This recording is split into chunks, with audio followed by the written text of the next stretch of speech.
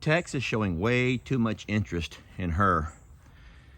And that means that she's coming into heat.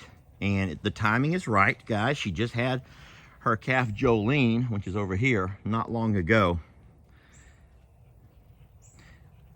Boy, if I could get Pearl over here and keep Tex out, that'd be perfect.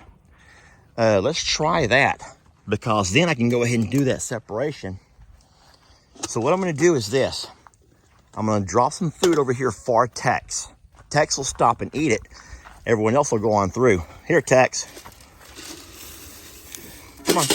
Now, Tex, that's what. Oh, sheesh. No, sir. Back. That was scary. I thought Tex was about to ride me to the ground right along with this our sweet girl over here. Well, good morning, folks. Lester here. And today I'm out to do something that I have not done before, which might be quite the challenge, but it's something that has to be done as a part of our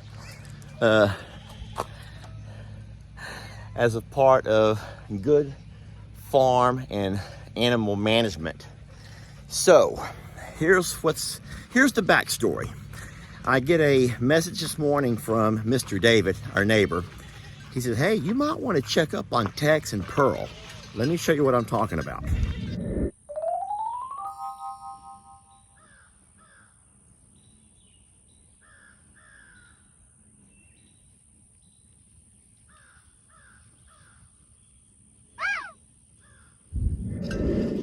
So it appears as though Tex is being a little bit flirty with Pearl. And what that means is Pearl is probably coming into heat. She's had her calf, Jolene, a while back, and now she's coming into heat.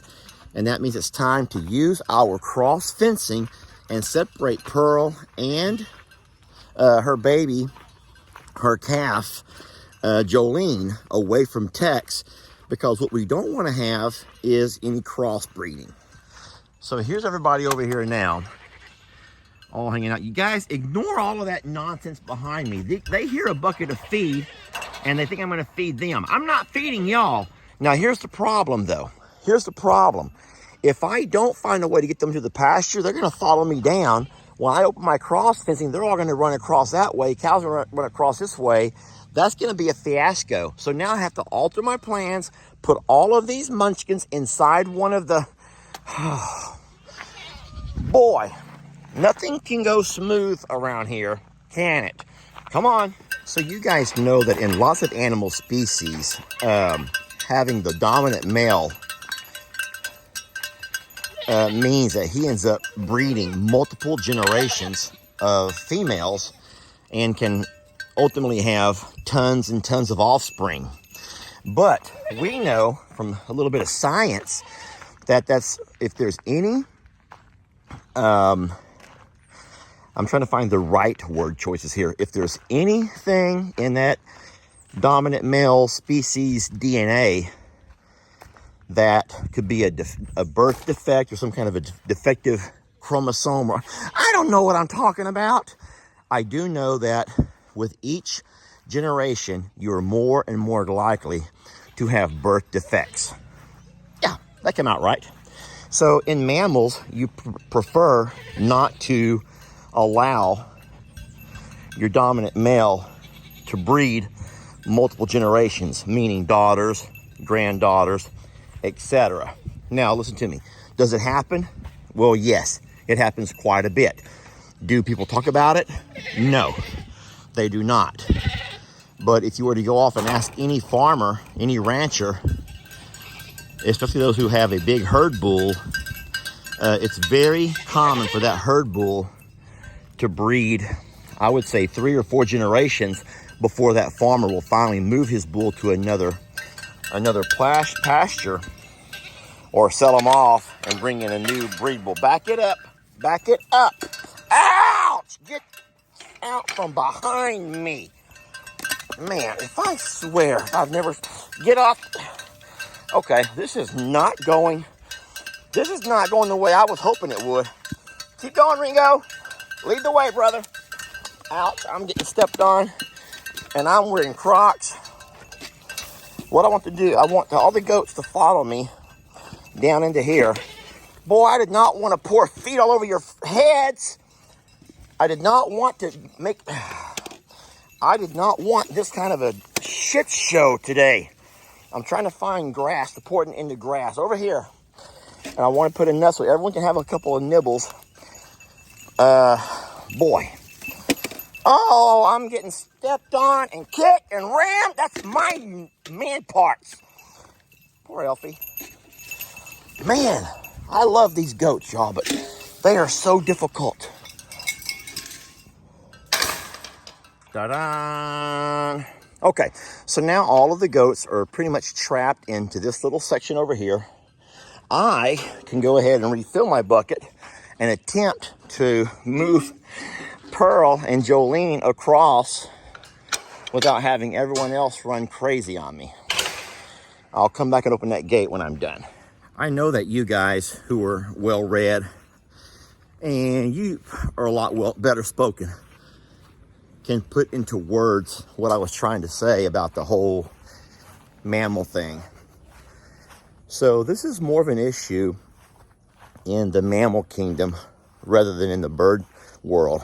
I mean, think about it for a minute. Most farmers who have a rooster, they'll have that same rooster for years and years and years. And in those years, that rooster will fertilize just hundreds of eggs, meaning he'll be fertilizing eggs that were from, let's just say, his first wives and his daughters and his granddaughters and his great-granddaughters and his great-great-granddaughters. But in the bird species, it's not that big of an issue. It seems to only show itself in the world of mammals. So you're saying, Lester, if it's not that big of a deal, if it doesn't really affect it, and lots of farmers, ranchers do it, how come no one talks about it? Guys, it's a taboo. It's a taboo. People don't talk about it because it's a taboo, and you don't generally talk about things that people are going to find a distaste in. So anyway, we're not doing it. We're going to go ahead and take our sweet Pearl and see if we can separate her into this pasture for a couple of weeks where she has plenty of grass, lots of things to forage on. And don't forget, guys, I'm feeding grains at least once, sometimes twice a day. Here's an example. There'd be no reason why Tex would be following her unless he had another interest in mind. So I'm so blessed to have good neighbors who notice things and can, help me be aware of those things before it would be too late. Everyone seems to be very excited about getting an early meal. Baby, slow down before you run right over me. Even the big birds are coming. Come on, love. Now this is, okay, so there's a couple of ways we can do this. I can call everyone over and then call them all back over later. And in that calling them back over, go ahead and do my separation. Here you go. And that might be the easiest thing to do. If I can call them all over, I could also separate Pearl into one of the small ostrich pastures, her and Jolene. So there's a lot of different options for how I'm going to try to separate these guys. If the birds do come over and they're coming this way, that's not a problem. I can always call them back up if they can find their way back up. Let me show you again what's happening here. Yeah, Tex is showing way too much interest in her. And that means that she's coming into heat. And the timing is right, guys. She just had her calf Jolene, which is over here, not long ago. All right, that's all there is to it. Tex is over here in this pasture where he belongs. Oh, Tex, I'm so sorry. And Pearl is over here with her calf Jolene where she belongs. And guys, there's not a whole lot of damage can happen in this wide of a no man's land. This over here would be our DMZ. Now what'll happen later is I will call all the cows, these guys up to the front, and I'll try to separate Pearl and Jolene into one of the ostrich pastures, I'll run Santana and Santoro out of here. They'll go back where they belong, and I will keep them separated for at least 2 weeks. Now, it's more than likely he's going to walk this fence line screaming and hollering because he's a man. But, boy, I tell you what, how blessed I am to have good neighbors. How blessed I am to have good neighbors. These birds are just curious, like, what in the world are y'all doing? And let's just say, for example, let me just give you this example. What would happen if we had not caught it in time? What would happen if we had not caught it in time? And Tex had, in fact, had intercourse with his daughter, Pearl, who was in heat. What would happen? What would happen? More than likely, we would have one hell of a beautiful calf. Pearl would have one hell of a beautiful calf. The problem is, though, that calf would have the DNA of of grandpa and mama, which could, in fact, tend to lead to future birth defects. If there was any type of, here I go again, trying to say things that I don't know what I'm saying. I do know what I'm trying to say. I just can't find the right words to say it.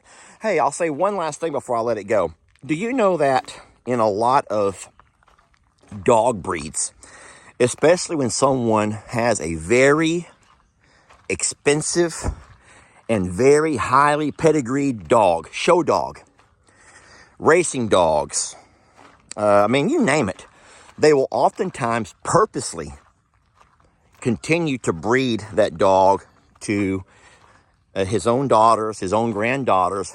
And of course, those folks have the money to DNA test to find out if there's anything that's going wrong where you're going to start having a lesser quality dog.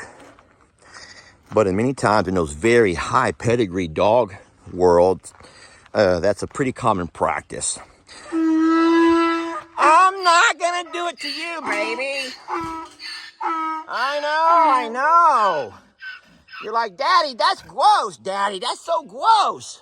Yes, ma'am. And that's why we separated Pearl and Tex.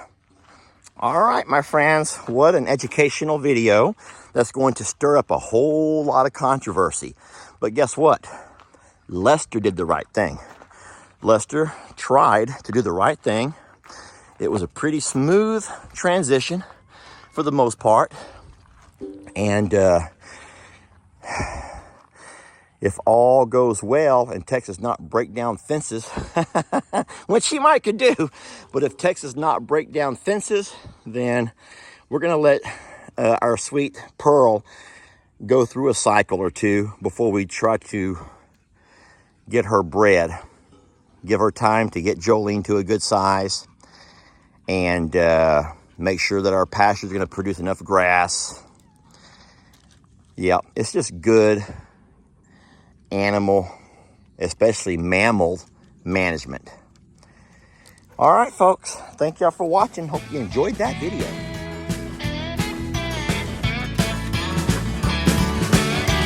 Don't let your troubles fester. Come watch Longhorn Lester. Yeah, something like that.